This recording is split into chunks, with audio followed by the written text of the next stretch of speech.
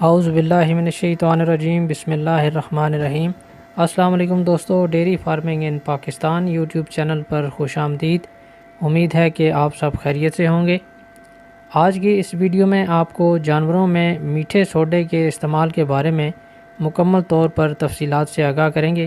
یعنی میٹھے سوڈے کے کیا فائدے ہیں، میٹھا سوڈا کس مقدار میں دینا چاہیے اور میٹھا سوڈا کون سے جانوروں کو نہیں دینا چاہیے، کیا میٹھا سوڈا دینے سے جانوروں کا دودھ بڑھتا ہے۔ یہ تمام معلومات آج کی اس ویڈیو میں آپ کو دی جائیں گی، اس لیے آپ سے گزارش ہے کہ ویڈیو آخر تک مکمل دیکھا کریں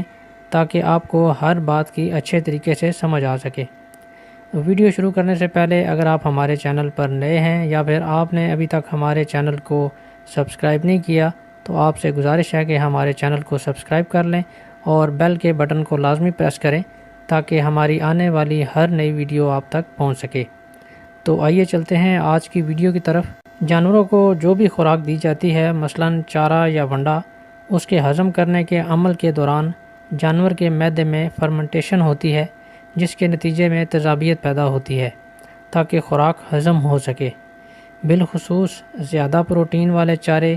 یا خشک چارے اور سائلج یا ونڈا کھانے والے جانوروں کو میٹھا سوڈا لازمی دینا چاہیے، کیونکہ جب جانور ایسی خوراک کھاتے ہیں تو ان کے معدے میں بہت زیادہ تیزابیت پیدا ہو جاتی ہے، جس سے ان کے ریومن کا پی ایچ لیول نارمل سطح سے کم ہو جاتا ہے، جس سے جانور چارہ کھانا اور پانی پینا کم کر دیتا ہے، جانور سست رہنے لگتا ہے،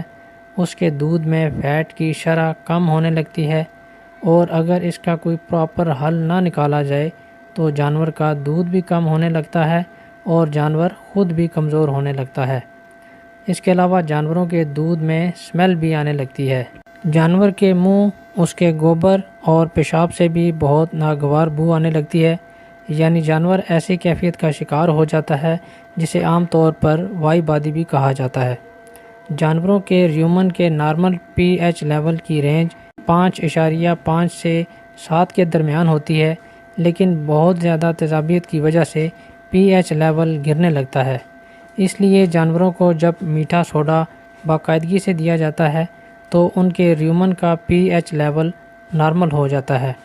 جس سے ان کے معدے کا نظام درست رہتا ہے۔ جانور چارہ بھی پیٹ بھر کر کھاتے ہیں اور پانی بھی خوب پیتے ہیں، جس سے مجموعی طور پر ان کی صحت اچھی رہتی ہے، اور یقیناً اس سے ان کے دودھ کی پیداوار پر بھی بہت اچھے اثرات مرتب ہوتے ہیں اور دودھ میں فیٹ کا لیول بھی بڑھتا ہے۔ اب آتے ہیں اس سوال کی طرف کہ جانوروں کو میٹھا سوڈا کس مقدار میں دینا چاہیے۔ اگر آپ اپنے جانوروں کو روزانہ کی بنیاد پر میٹھا سوڈا دینا چاہتے ہیں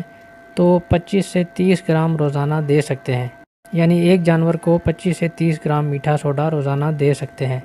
اگر ایک دن چھوڑ کر دینا ہو تو 50 گرام تک دے سکتے ہیں۔ میٹھا سوڈا ونڈے میں مکس کر کے دینا چاہیے۔